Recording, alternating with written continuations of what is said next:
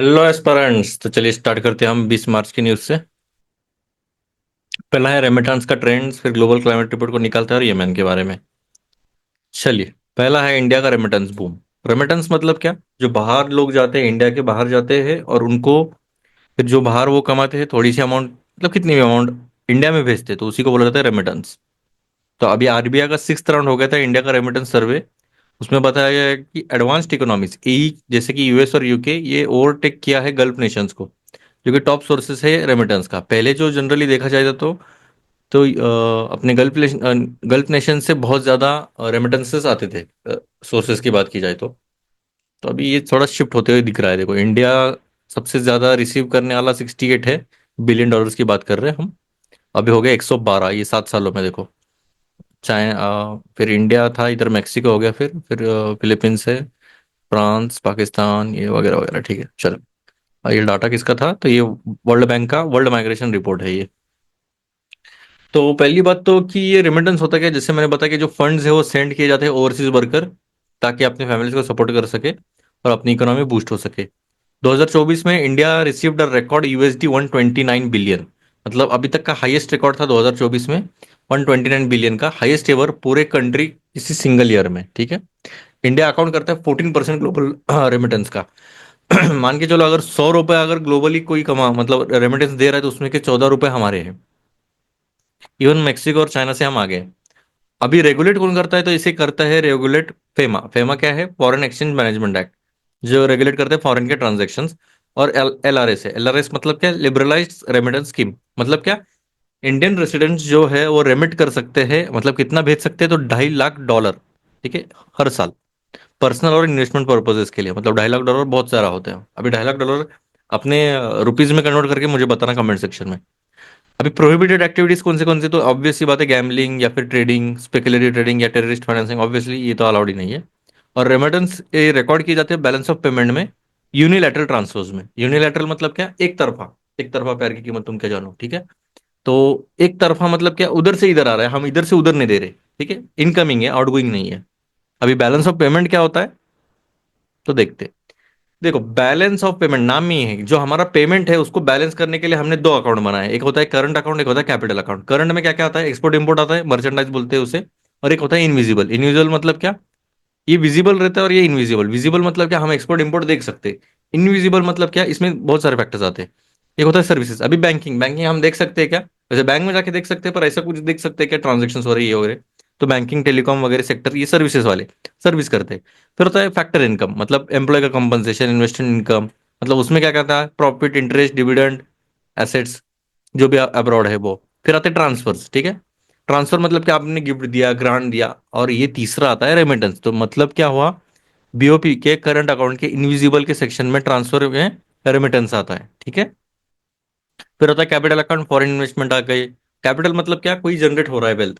आपने अभी foreign investment कर दे आप, तो अभी ऑब्वियस सी बात है, ऐसी ही कोई चीज में करोगे जो इंफ्रास्ट्रक्चर हो, या फिर आपका एम्प्लॉयमेंट बढ़े, उसके रिगार्डिंग ही आप करोगे इन्वेस्टमेंट। फिर लोन, लोन भी किसके लिए लेते हैं? एक्सटर्नल कमर्शियल बोरोइंग्स, बैंकिंग का मेडल, एनआरआई के डिपॉजिट्स। ये बीओपी जो है, अभी इकोनॉमिक का मेरा कोर्स आएगा, तो उसमें आप देख सकते हो। पूरा मैंने डिटेल में बताऊंगा ही उसमें। अभी की फाइंडिंग क्या थे ये सर्वे के? तो अभी जो देखा हमने कि जो सोर्स है रेमिटेंस का वो शिफ्ट होते जा रहा है। अभी इंडिया का remittance more than double from USD. अभी 55 से सीधा 118, मतलब डबल से भी ज्यादा बढ़ गया है 2010 से। कि मतलब एक 10 साल, 10-12 साल में ही हमारा जो रेमिटेंस है बहुत बढ़ गया। अभी टॉप कंट्रीब्यूटर कौन है? तो यूएसए। ठीक है, 27% हाईएस्ट कंट्रीब्यूटर है। अभी ये क्वेश्चन आ सकता है प्रीलिम्स में भी कि भाई सबसे ज्यादा कंट्रीब्यूटर कौन है हमारे। अभी पहले तो अभी लगता था कि सऊदी वगैरह कोई तो रहेगा, पर अभी नहीं है। अभी 27% जो है यूएस से आता है, फिर 19% यूएई, फिर बाद में इस सब मिला के 50% हो जाता है। UK, Singapore, Canada, Australia. UK का शेयर भी 3 से लेकर 10% तक हो गया, क्योंकि हाई इंडियन माइग्रेशन, बहुत ज्यादा स्तर पर जो इंडियंस है वो माइग्रेट हो रहे हैं यूके में। और ऑस्ट्रेलिया भी एक की सोर्स आने लग गया है, 2.3% शेयर। और गल्फ कोऑपरेशन काउंसिल में शेयर इनका ड्रॉप हुआ है। पहले 47% था, अभी 38% हो गया है। ठीक है। अब स्टेट वाइज हम देखते हैं कितना आता है। तो टॉप रेसिपेंट कौन है? तो महाराष्ट्र है, फिर केरला, तमिलनाडु, तेलंगाना, कर्नाटका, और पंजाब और हरियाणा में भी देखने मिल रहा है। अब ये सोर्स का शिफ्टिंग क्यों हो रहा है? तो पहली बात, जो एडवांस इकोनॉमीज में है तो उधर जॉब मार्केट्स बहुत ज्यादा बढ़ गई है, मतलब हाई पेइंग जॉब्स आने लग गई यूएस, यूके, कनाडा, ऑस्ट्रेलिया में। जो स्किल्ड इंडियन माइग्रेंट्स है तो वो वहां पर ज्यादा प्रेफर कर रहे हैं। और US post covid job market recovery led to increase remittances. अभी यूएसए में भी जो अभी कोविड की वजह से जॉब मार्केट थोड़ा सा ठंडा पड़ गया था, तो अभी कोविड के बाद यूएस में बहुत ज्यादा अच्छा खासा रिकवरी हो गया, इसलिए उसकी वजह से भी रेमिटेंस बढ़ गया। यूके इंडिया माइग्रेशन और मोबिलिटी पार्टनरशिप भी हमने बनाया है, यूके वर्क वीजा इजियर, मतलब यूके का वीजा थोड़ा सा मुश्किल होता था, अभी उसके लिए भी इजी हो गया है। इंडियन माइग्रेशन ट्रिपल फ्रॉम 76,000 से लेकर 2.5 लाख, मतलब पहले 76,000 जा रहे थे, अभी 2.5 लाख हो गए। कनाडा और ऑस्ट्रेलिया में भी इमिग्रेशन सिस्टम फेवर कर रहे हैं इंडियन प्रोफेशनल्स को, ताकि हमारा जो रेमिटेंस है वो भी बूस्ट हो गए। अभी गल्फ में क्यों? तो देखो जॉब अपॉर्चुनिटीज बहुत कम होने लग गए हैं गल्फ में।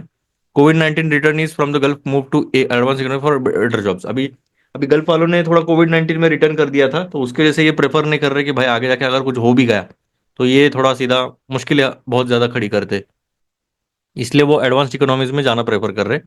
और ऑटोमेशन और इकोनॉमिक डाइवर्सिफिकेशन गल्फ कंट्रीज में बहुत ज्यादा होने लगे हैं, reduce demand for low skilled labour. अभी लो स्किल लेबर की जरूरत ही नहीं पड़ रही इनको, तो इसकी वजह से अभी ऑटोमेशन भी होने लग गया है, तो वहां पर इतना कुछ लग रहा नहीं है। नेशनलाइजेशन पॉलिसीज भी करने लग गए, जैसे नीता का जो है सऊदी अरेबिया में, एमिरेटाइजेशन यूएई में, तो लिमिटेड जॉब जॉब प्रोस्पेक्ट्स आने लग गए माइग्रेंट्स के लिए, मतलब लोकल लोगों के लिए ज्यादा प्रेफर कर रहे हैं रादर देन आउटसाइडर्स। अभी changing migrating patterns in India, तो सदर्न स्टेट्स में केरला, तमिलनाडु, आंध्र प्रदेश, तेलंगाना प्रेफर करते हैं एडवांस इकोनॉमिक्स गल्फ से ज्यादा। पहले गल्फ बहुत ज्यादा प्रेफर कर रहे थे, अभी गल्फ ज्यादा इतना प्रेफरेंस में नहीं है। यूपी, बिहार, राजस्थान से भी अभी लार्ज नंबर जा रहे हैं गल्फ पे, क्योंकि एजुकेशन लेवल्स उतने हैं नहीं, इसलिए उधर वो प्रेफर कर रहे हैं। Rise in education driven migration and remittances, Indian students abroad contribute to. अच्छा ठीक है, टॉप होस्ट कंट्रीज कौन से है इंडियन स्टूडेंट्स में देखा जाए तो 32% कनाडा में है, यूएसए में 25%, यूके में 13 और 9.2 ऑस्ट्रेलिया में। अभी यूपीएससी प्रीलिम्स का क्वेश्चन है कि कैपिटल अकाउंट में क्या क्या होता है अभी, जैसे हमने ये देखा तो उसमें से मुझे बताना क्या था इसमें। तीन ही है। अभी ये मैंने बनाए, ये टॉप कंट्रीब्यूटर कौन था? अरे आंसर भी दे दिया क्या, चलो कोई नहीं, आंसर नहीं देना था, बहुत ज्यादा हैंग होने लग गया है। चलो ठीक है, कोई नहीं, आंसर दे ही दिया है तो कोई प्रॉब्लम नहीं है वैसे। चलिए, तो आंसर है सी, यूनाइटेड स्टेट्स। हमने देखा है वैसे अभी, काफी हैंग होने लग गया है।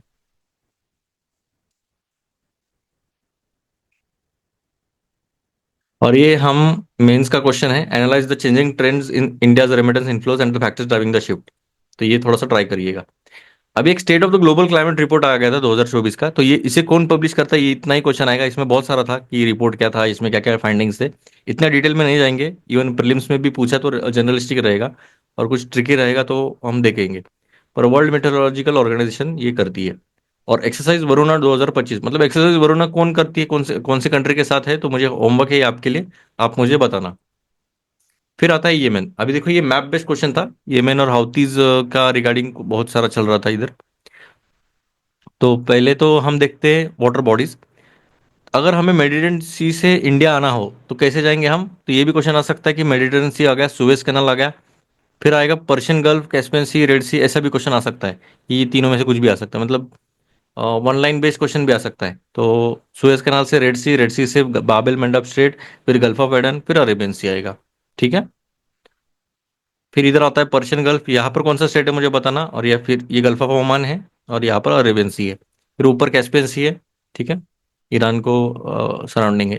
इवन सऊदी अरेबिया की कंट्रीज कौन से है, कुवैत, जॉर्डन है, इधर येमेन है, ओमान है, यूएई, ये कतर है। ठीक है। सऊदी अरेबिया को सराउंडिंग कंट्रीज है। इवन सी भी देखना है हमें, वाटर बॉडी कौन से, Red Sea, Gulf of Aden है, इधर पर्शियन गल्फ है, इधर अरेबियन सी है। तो सऊदी अरेबिया को लग के इतना सब कुछ है।